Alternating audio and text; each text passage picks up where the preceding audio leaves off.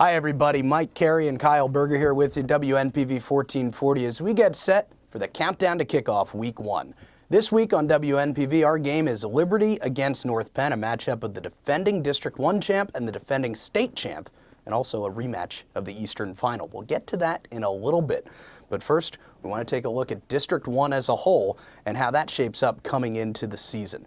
Mike, North Penn is the defending District 1 state champ, so they have to be up there, but who else could we look for in District 1 this year? Well, I think some of the top teams come right out of the southern end of District 1 and in the suburban one. And that's Pennsbury's got one of the best teams probably in the last 4 or 5 years coming back. A lot of veterans. Neshamony's got a boatload of veterans coming back also. Them along with Abington, North Penn, and maybe a surprise up the road here in Quakertown. Suburban 1 has been traditionally the power in District 1 going back to your days when you were at CB West. Is it still the same way, and if so, why? Well, I think it starts out with the Suburban 1 in District 1 has some of the biggest schools in the state. And I think that, along with some of the great coaching, North Penn, of course, has got Dick Beck, Mark Schmidt out of Neshamony, Galen Snyder out of Pennsbury, Tim Sorber out of Abington. You're talking 4 of the top 8 largest enrollment-wise schools in Pennsylvania. That's a big plus. Tradition of those schools. And again, those 4 schools are going to be in the top 5 or 6 preseason ranked #1 in the whole Delaware Valley. Well, those are some of the Suburban 1 schools. How about a team outside of Suburban 1 that might make some noise in District 1 this year? Well, the 2 teams I really like is Ridley out of the Central League and then out of the Chestmont League down in Town West, coached by Mike Milano. Ridley's coached by one of their former quarterbacks, Dennis Decker. Just a tough, great tradition program. And Milano runs that spread offense and has been putting up a lot of points. He's got to learn to play some defense down there. Both those schools could make a lot of noise this year. Well, you mentioned Downingtown West and the spread offense. They seem to be the exception to the rule in District 1 football, which has traditionally been power-based, just run it between the tackles.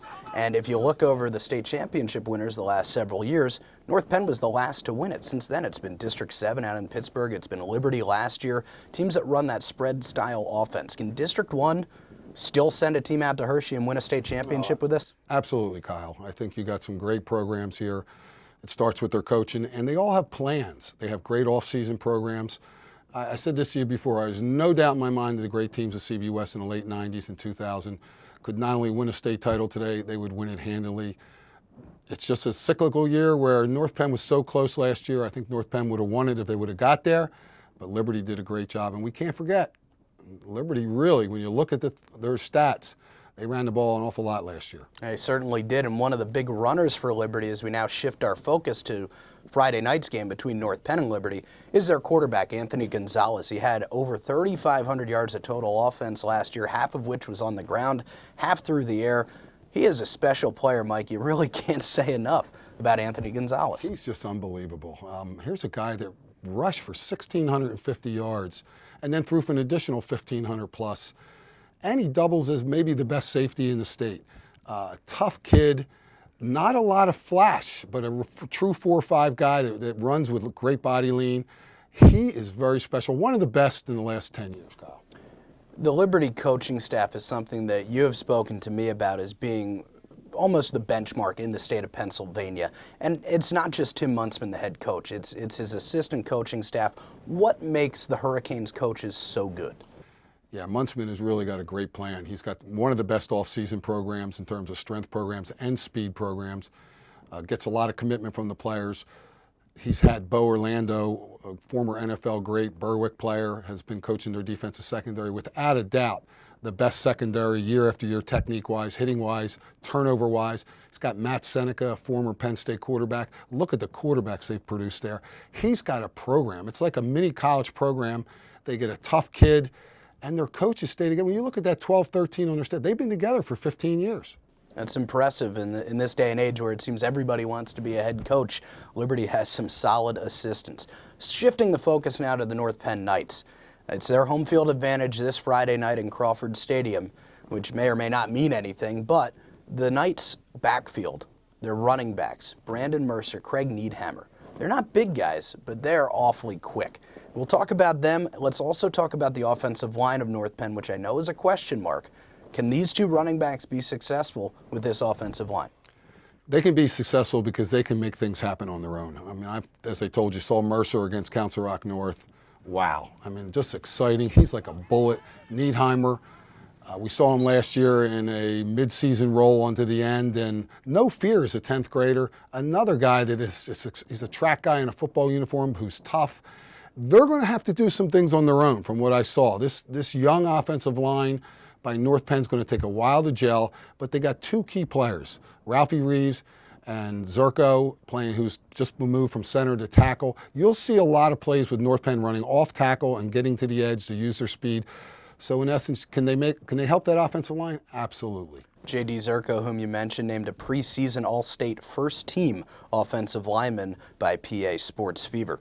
Let's talk X Factor, maybe something that the folks out there don't know about or aren't aware of that's going to be a difference in this game. Either way, what would you put it on?